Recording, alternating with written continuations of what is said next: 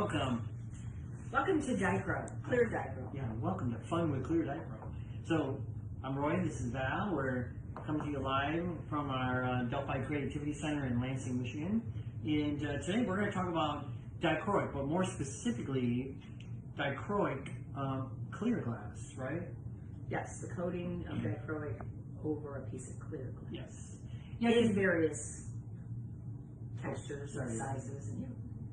Well, the thing with dichroic glass is, I know for me personally, this is actually it's one of my little pet peeves in the glass world, is I know that at Delphi we saw a lot more dichroic on black than we do on clear. And it used to, it just surprises the heck out of me. I'm like, why do people buy it on black? Because it seems like you're so limited when you buy it on black. Right. So first I think we should tell people what it is. Oh, that's probably a good idea. Yeah. Right? So, because it can come on any color of glass basically, but it's a coating, right? It's a metallic coating sprayed on. It's not technically sprayed.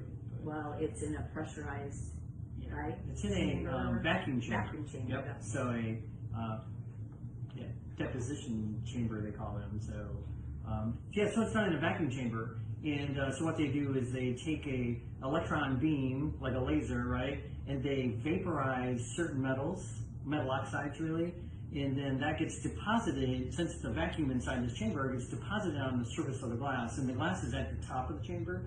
So sometimes you'll see little clip marks where they're holding the glass up. So like the dichroic might have a little spot where there's no coating on there.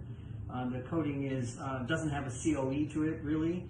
So we could that we're based on the base glass of what the COE is, right? So like we buy it and we say coat this clear 96 or coat this black 90 or whatever. Right. So so basically, it's a coating on the glass. Yeah. It's glass first and foremost, right? Yep. But then there's a coating that's then applied to it. So yes. And then the name, if you're not familiar, the name dichroic means two colors, right? Di for two, croic, color. And so what you see is, so there's a transmitted color. So as light goes through the glass, you see a color, and then there's a reflected color. So I have this little piece in my hand, so I'm not sure how if that shows up well. Exactly. Yeah. I don't know if it helps to see it over white, but white. So the coating is on one side, and some of the light goes through, and you see one color, and some's reflected off the surface. You see a second color, and just depending on how it's held, you might see like almost like a third color, transitional sort of color. But really, there's just two colors is what all that there is. We're seeing green magenta there. Yeah, green magenta. Oh, very good. Yeah, that's it. So that's good. Gold star. The name of this particular coating, if you want to know, is magenta green. So the way that this is a coating by CBS, Coatings by Sandberg is what CBS stands for. And then so they name all their dichroic based on the transmitted and reflected color. So this is a magenta green, meaning magenta is the transmitted color, green's the reflected color. So I know it gets a little confusing, but if you have it right in front of you. So what's confusing for people sometimes is if this was on black, which I didn't bring one on black, but if this was on black, you only see the reflected color. You never see the transmitted color. So often I'll have customers ask me, say, well, it says magenta green, but I only see the green. Yeah, because the magenta is transmitted, right? Light has to come through it in order to see it. So you wouldn't see it if it was on black. You'd only see the one color. So again, as we were sort of talking about, is that I know for me personally, when I buy dichroic, I always buy it on clear because I can do anything with it. Really, I can fuse it to a different color. I can fuse it to other dichroic. I can fuse it to black. I just taught a class this past weekend, and we were doing some jewelry pieces with dichroic. And I had one of the students ask me, they had two pieces of black dichroic, and they're like, well, if I take these and fuse them like this, will I see the dichroic? And they were flipping it so the coatings were like on top of each other. And I don't know if they were thinking somehow that the coating would come through the glass or something, but it won't, obviously, right? Here's some on black. And again, if you see it on black, it's a lot more vibrant looking, for sure. Here's the black glass, and there's the coated side. So black glass, coated side. So, but what you and I are used to, and what we really love about the coating on a clear, is that you do have options. You can see with this, you don't really have an option. You could always put a clear over it, but you can't turn it Yeah. You know, and it's what it's very pretty stuff, and we like it too. But you know, but when you buy, have you talked about this? If you buy the clear like this, you know, you have options because you can either put it on black, and then you basically have dichroic on black, or if you also want to use it differently, you have an option to use it with another color behind it or another dichro behind it. I mean, you know what I'm saying? Yeah. It's not a one shot because this is just this, you know. But yeah, I have all these little samples. I don't know if you if Kelly can get in there and show you some of these. So this was I don't think it's this dichroic that I used. I think it was a different one. I don't think it's the magenta green. But anyways, it's one of these coatings. But it's the same coating on all these pieces of glass. And the difference between them is just the backs are all different, right? So I did some transparents, I did some opaques, just to kind of show you what the back of the glass was like.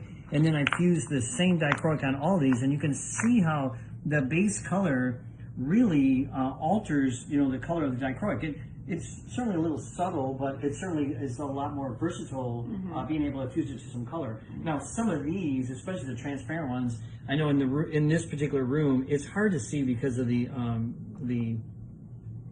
light transmission in this room isn't all that great, right? I mean, if we were in front of a window or something, some of these would look really, really pretty interesting, a little bit more interesting, I think. Here's one that was on a fracture streamer glass, if you're familiar with that type of glass, which I think we're going to show you some of that a little bit more. Sorry. Oh, just take it away, Kayla. No, I'm gonna put it in front of your shirt. Oh, in front of my shirt. Yeah, it shows up a little bit better that way. Yeah, that's why I wore the shirt on purpose.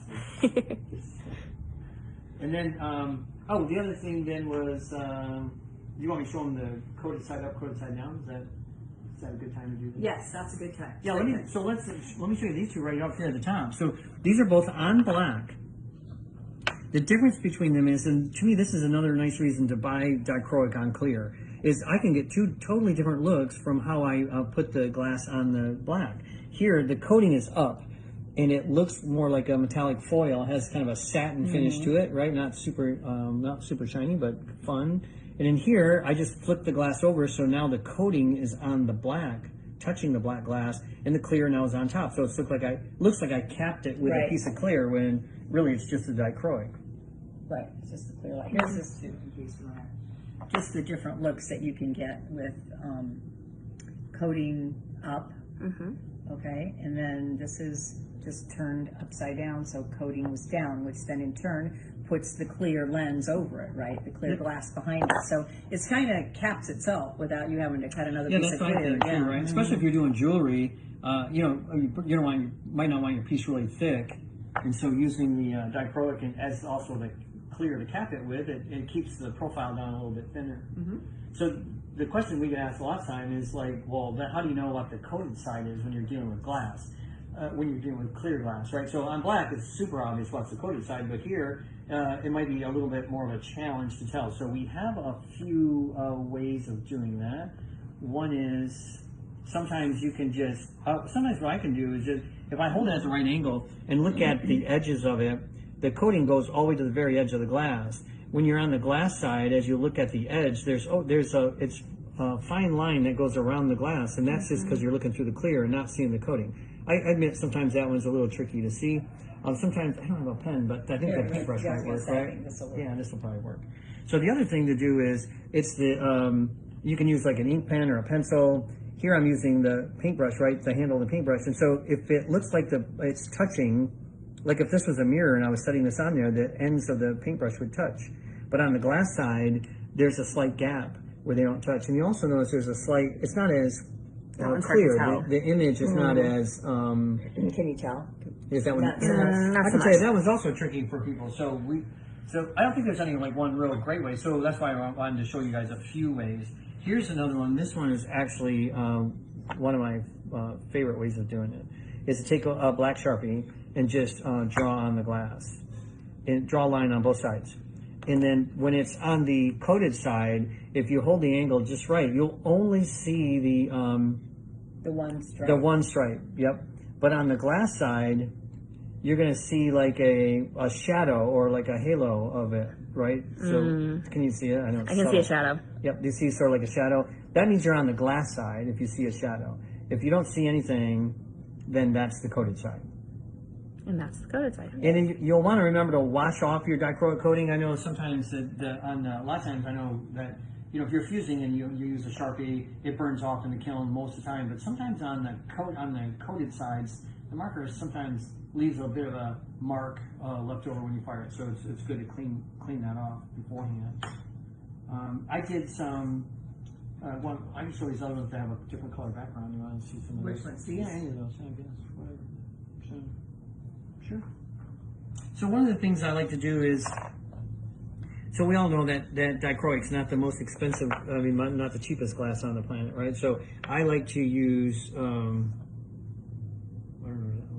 that's one of yours on there. Yeah. That. So we save every tiny little piece, right? I mean, even around here at Delphi, we'll save every little tiny little piece of dichroic. And then what I always do is periodically I will take a base piece of glass and then throw all my scrap dichroic on top, and then I put a piece of clear on top of that, and then I fuse it into like a patty. You can just give me the whole thing, I guess. So thanks. And that's what this was. So I just had, you can see I just took all my scrap, threw it on a piece of lime green here, and it was a transparent lime green too, which I like because I think it just allows a little more light to come through. And then I put a piece of clear on top of that, and I just fuse it. And then I cut it up, and you can see like in these situations, this one I used a bandsaw to cut a shape out of it. This one I used a drill and just drilled the holes out of it. That's what I was doing with this one. And then I got this little piece out of that, and then I don't know how well you can see, I cut these little lines in it from the with a bandsaw just to create some other decoration or something, cutting some lines in it. And then I fire polished it. I lost Val there for a second. And then I fire polished it, so you can see it's all nice and shiny on the edge, right? So I just put it in the kiln. If you're not familiar, fire polish is just getting the glass hot enough to get the edge shiny without changing the shape of the piece, right? So that's the same thing that was going on here is, after I cut all these, they have to be fire polished, so the edges you can see are all shiny. On this particular one, I put these little dichroic balls on there just to add some more interest to the piece and add some dimension to it. And I think Val made some too, but I'll show you the ones that I made real quick. I just made these little, again, using some scraps of dichroic I had left. I just put them in the kiln and fired them up until they just round up into little balls. And then I just use them for sometimes when I'm doing stuff and I think it needs a little more interest. And those were coating side down, it looks like. Yeah, in fact, it's really, good point, Kaylee. Really important when you're doing those that you go coating side down because the coating doesn't melt. And it can sometimes really interfere with your piece, right? I mean, with what you're trying to do, it can sometimes mess up the shape you're trying to get because the coatings don't melt. The glass does, but the coating will sometimes stop it from get a ripple and show melting. And show the ripple how, because that's one of the things too that people often will say is that the ripple. I mean, sometimes it's difficult to get that to go flat because the coating. Well, even yours here. I mean, this right. is This is this glass. If you can, I'm not sure. It's a Wismot texture. I'm not sure what they call the pattern, but so this really fun texture. And then, but when you see it up on the surface. Again, people are always like, well, why didn't that fuse totally flat and smooth like you would expect? Because this piece did, right? These were in the same kiln. Well, this one's smooth because it has a clear on top, right? Here the coating's on top, and again, the coating really stops the glass from wanting to flow like we normally expect it to. And usually, you're right, leaves some kind of a texture, which I think is kind of fun, right? I mean, it's fun unless that's not what you want, right? And then, because often people will use some of those little heavily textured dichro bits in the top of their jewelry pieces or something, and so you kind of do want that's to go true. smooth. If it's something that's kind of so you have to, right? That coating applied to the glass after it's already rippled. You tell the glass will get molten underneath it, but the coating doesn't melt, so it hangs onto it. So it actually can really sometimes really keep the texture. Once again, so look at the pieces that you made. Yeah, well, this is a little different too because this is a mold, and so. Oh, I meant these ones on the front first. Yeah, these are just little globs that I just kind of threw on there, and I didn't really, mess around with them at all. Just kind of threw them all in to see if they do anything that I liked. I could have taken them probably longer, but these little pieces too we talked about using scrap and little bits because we do save it all. Unlike some of the other glass, we just can't keep every little tidbit. But the dichro, We usually You can do say because what you we're can trying to do do. some little jewelry Yeah. pieces, and like we were talking, sometimes I just like to, you know, put a couple strips on and just overlap them, and then you can add a little bail to them, and you know, really get away with using some really tiny pieces and actually make some kind of fun stuff. Like this one, I thought was kind of cute. You know, you just glue a bail on whichever way you kind of like it, and I don't know. I think they're kind of because they're a little more contemporary Yeah, looking, right? exactly. And a little simpler, maybe not so complicated. Right. That people like to do with Dichro. right. And then this mold, when we talk Yeah, about show this. about the molds. Okay, so this one also too, I like to. This we use the fine frit. Now this one actually does have a black, but it wasn't glass. The Dichro wasn't on black. I put a little bed of black in the bottom of the mold, kind of like I'm doing green here. And then what I did was, I think I did. So now pretend that's black, right? So then I just took some pieces of a pattern Dichro and kind of cut them just to fit in there. And then the actual, I don't know if you can see how bumpy and ripply it is, but that was actually done by then after putting, like say, putting of the piece of Dichro in here. Then I used a little bit of coarse clear frit to top it off. And then I just didn't take it completely molten. I just took it, you know, up to a point, and it left that. And that's one of my favorite ones. I love it with that little, the texture is the little a lot of bumpy fun on texture. there, yeah. But I guess part of the whole deal, what we like about it, is just the versatility of being able to put it on any color. Yeah. Because, you know, so if you don't want always a black back piece of Dichro, you know, you can put it on any color. And so we did some other things too, like we fused one clear like this over this, and then it's kind of hard to see, but then so you can even, you know, kind of alter your the look of it. The Dichro, look of it, yeah. I think the same thing. I think it's kind of fun to either combine textures or combine patterns. If you'll notice, some of the Dichroic has like a very distinct pattern on them. Most of the stuff that, what I love the stuff that Val and I have been showing you are these are like a scrap pack that we're selling, right? That Delphi has up on its website. So just, you can see this one's it's interesting because the glass has dots in it, but the pattern is also dots. And so it creates, actually I didn't use this one, but it really creates some kind of fun things when you're fusing it. Especially, you know, imagine that on top of something else, and you can get some really kind of fun things going on with textures and with the different kinds of Dichros. It just changes the look of the Dichro. Instead of it looking like this, right, it's going to look, you know, more like this. Let's talk too, though, about how you're firing the two with the coatings together.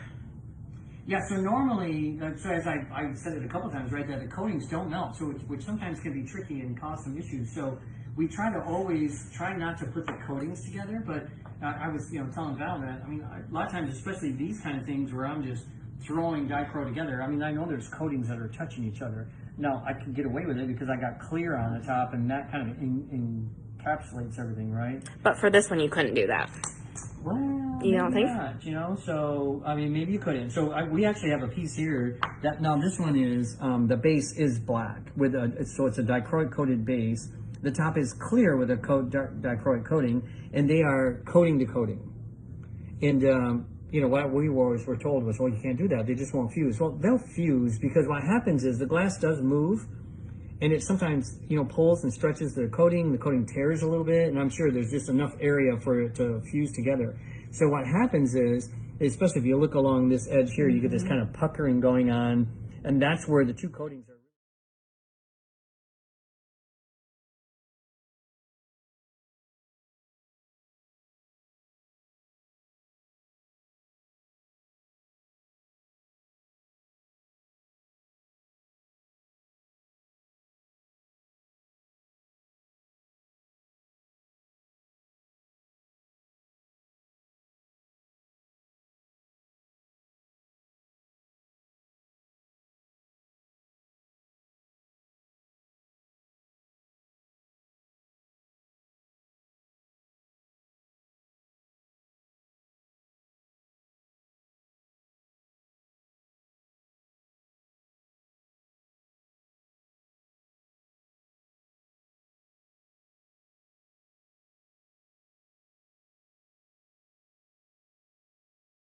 with these little ones first, if that's okay. You know, I was probably not going to pull them all out, but so here comes all the sales pitch stuff. So we, you know, Delphi we sell a lot of clear dichroic. It's just, again, I think sometimes people just aren't aware of like all the options that we have.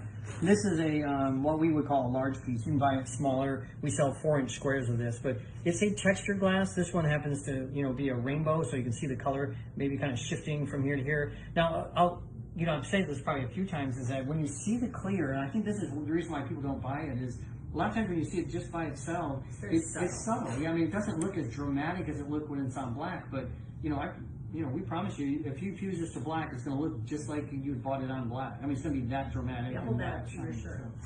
Yeah, it's easier to see against. I should have wore a black shirt today. You wore I know. black. Put it up against Val, or even flip her Yeah, plate.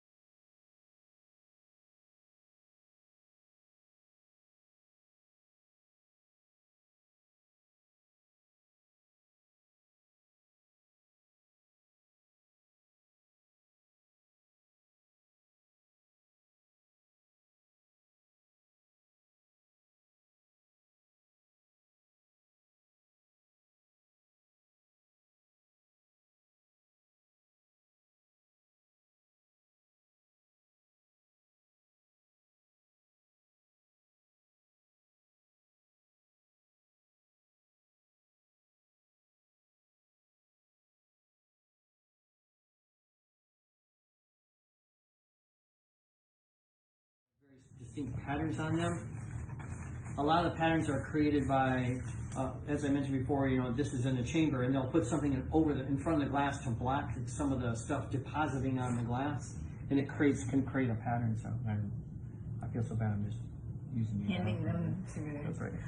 We do have a question, as some people are just now joining us. How to tell which side is dichroic? So let's look at the Sharpie piece one more time. Yeah. Hey, thanks for the question. Yeah, we talked about this earlier. We think probably one of the easiest ways is doing this, what we call the Sharpie test. So if you do the Sharpie test on the coated side, you will only see the black Sharpie. If you do it on the glass side, you should see like a shadow of the Sharpie. So it's almost looks like there's two Sharpie lines. The second one is really subtle. Is it showing up okay? So this is the glass side. If you can see that little bit of a shadow that's there. And then this is the coated side. So down here, you probably should only see the one line and not a double line. Yes.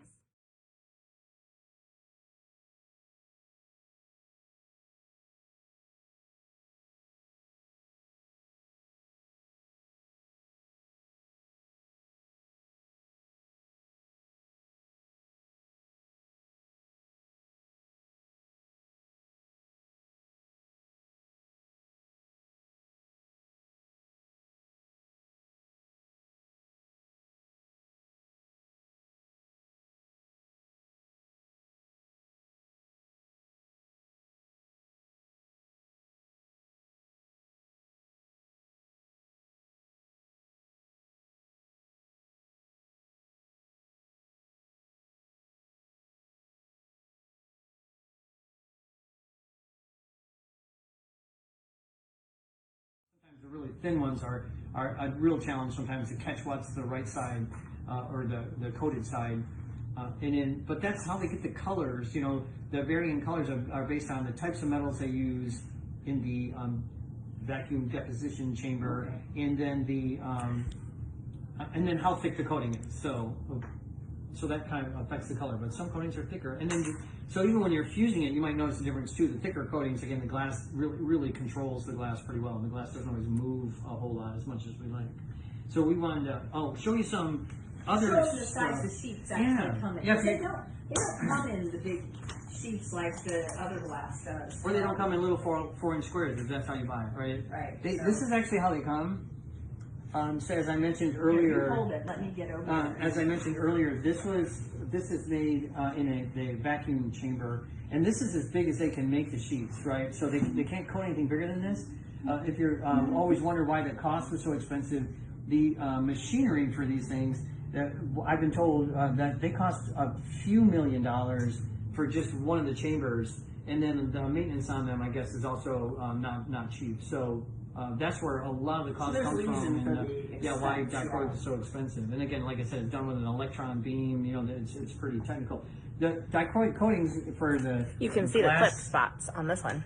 Yeah, here. for the glass geek people out there, these coatings were developed for NASA, you know, back in the 60s for the space program. And so the byproduct of that was, you know, they could make these coatings at altered light, you know, and as I mentioned earlier, so you get a one color transmitted, different color reflected.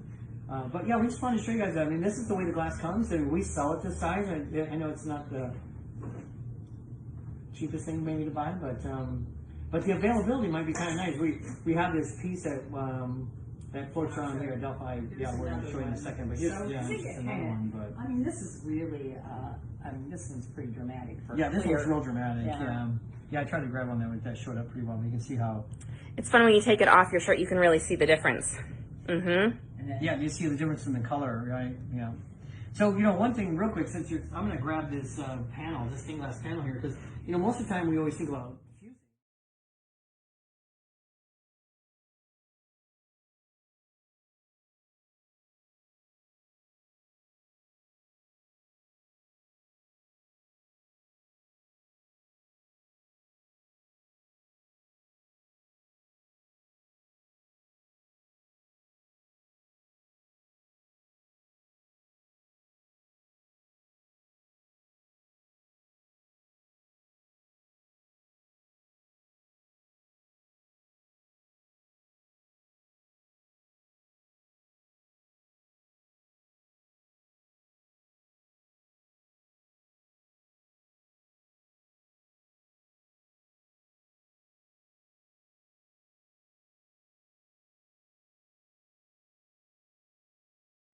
To get that 1/4 inch thickness.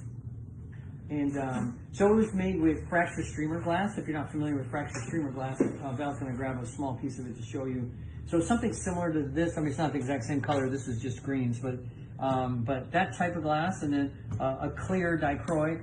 In this case, it's a rainbow one, what they call a bullseye rainbow, because you can see it. The color starts here and then kind of radiates out to the edge, and then this kind of fractured that kind of fractured streamer was just cut over it. So it's really big. It's just two pieces. Yeah, it's two pieces. This one big bullseye of the dichro, and then the circle of this fractured streamer on top. Yeah. So is that good? That's good. And then my fish. Can you see the I can see the fish. So, you know, even though we did a sort of a fiber paper textured process, it worked really well with the dichro. I mean, it you know, I thought. Yeah, I think we showed this on our last video. So if you interested in seeing we talked about using fiber papers, and that's how the design was created on this, was using the 1/8 inch and 1/4 inch fiber paper. But you can always, you know, check out our video section on Facebook or our YouTube channel. We have it there. You guys are more than welcome to email us at facebook@delphiglass.com, or you can send us a message on Facebook or Instagram. Yeah. And hey, you know what? We did get a couple of emailed pictures of people who did the fiber paper project. Yeah, thank you, whoever that was. Yeah, we love that. It was so awesome. I mean, send us pictures of your dichro stuff. I mean, at least one person was watching us. At least that's how we feel about it. It's great that at least one. I know. That's all we need is one person. Yeah. Oh, I wanted to show you one other thing real quick. I made this butterfly out of scrap, and this was another thing that you know we were talking about is what a great way to use up some of the smaller pieces. Making something that my intention was to hang this in the window, and then so the color again changes because it's transparent, right? As the light comes through, you'll see the color change a little bit. I did fuse in some little antenna there just and for in the the fun dark, of it. and at night it'll turn yeah, totally especially different. like that. It would be really fun. And this is exactly what I did. Was I just took I printed this off. This was some clip art I found, and I just used scraps and just started kind of assembling the dragonfly, right? Use, and just did use this. some of your pieces too. Yeah, you can even use some of your pieces. Yeah. And I just made sure that they overlapped, right? Because, you know, the 1/4 inch rule with glass fusing, glass wants to be a 1/4 inch, so there at least has to be some spots that are overlapping so everything stays together. And, is that nice? Yeah, is that pretty? Yeah, this piece is for sale. It is pretty. I mean, it's fun. Here, Roy, hold it in front of you because it does change depending on the color. Sure, right? But think I'm just gonna make this into a big necklace. I think you should. Just wear it. That would be Or I was thinking a belt buckle. I was gonna put it. If you have any other ideas, just message us. We'll do it. Okay, so what What else? else? Well, I don't know. Oh, We we brought Frit, this right? We Frit. brought the Frit because we wanted to. Are you going to talk about that piece then, or No. Or no? Okay. No, I wouldn't. Well, this piece was just, well, I don't know if not everyone's probably familiar with the dichroic that we do. Well, lots of people We do. probably have a video on that, don't we? I think we did. I feel like we've done one. Yeah, I think we did do a couple different times. But anyway, it's the flower pot situation up in a kiln that's on stilts, and then as you put glass inside the flower pot, turn your kiln on, and then when it starts to drip out, you can kind of manipulate it. This one we did with pieces of dichro in it, Yeah. which I gotta say, I'm not sure that it's not the most sure thing, because depending on how the glass melts and what all's in there, sometimes the coating sort of doesn't hold. Yeah, I did. And so I think I've had more times doing it that it didn't get this pretty than I have with this. I think was more just a mistake. Well, if I remember that when we did this, or I think Val was doing this. We discussed this. He thought we did it. It was some broken sheets, some dichroic sheets that got broken in the warehouse by accident, and I mean it just shattered. And so I mean they were sweeping up just crumbs off the floor, and so we had that to play with, which and so we Makes were a difference. yeah, it makes a difference, right? I mean we just take a big sheet and just start whacking it down No, and throwing a flower pot. I wouldn't probably do that if it was my nickel. But anyway, then it also comes, I mean, so this one is like, obviously, this is coating. You can see the sparkle of the dichroic coating on different colors. Yeah, of I think glass. that's except black at the end. Yeah. But yeah, what a great idea. Right? Yeah. Just kind of like what we've been talking about doing, like your little squares and everything, just put them on its different color glass, and it does kind of shift the whole look. Then they do make these little tubes of the Frit, which I think are kind of fun. In fact, I was going to put them up in here too, but Yeah, just to add a little bit of sparkle to something. But same thing. I think when you use them, you want to be a little careful, because if I were going to use them in this, say in this mold, I would just sprinkle them in, and what you're going to get. But then I would also put a topping of clear on them, just so. Because if I do have coatings to coatings, they're gonna, and sometimes you'll even get a piece stuck up that's sharp, and so putting a little bit of clear on the top. But this is kind of the version of one of these, the way I did these, and so I just think they're kind of fun. This is very expensive. Is that one for sale too? No, no. But anyway, it makes it. I mean, and a little of this actually goes a long way. So I was going to say the same thing. It's surprising when sometimes we even sell a tube that's even smaller than that, and I tell you, man, it goes a long ways. Especially if you're just using it for decoration, here or there, a little bit here or there. It's actually right. pretty nice. And then I don't know what else we have here, except for I know that this one is just sometimes we use little pieces of it or little scraps that we have left over. I mean, just to kind of add a little interest to something that maybe otherwise would just have been plain blue. I don't know. I mean, whether you like it or not, but I think sometimes it adds to it a little bit. It's a fun way, I think, of just adding, like you were saying, just a little bit of interest or sparkle. Because Val and I are all about sparkle. We're all about it. Wow, it's a great way to end this. Is that it? No, we gotta show one last thing. Oh. Only because I stumbled across these. We were trying to find a lot of our examples of dichro on clear, and we stumbled across a couple of things when we were playing around with. Here we were playing around with the glow powder. I think I should turn the light on. Should you? I think it would be. While Val turns the light off, we can. We'll ask Peg's question. By putting a clear coat on top of the mold, do you mean a solid clear piece cut to fit, or just clear Frit? Either or.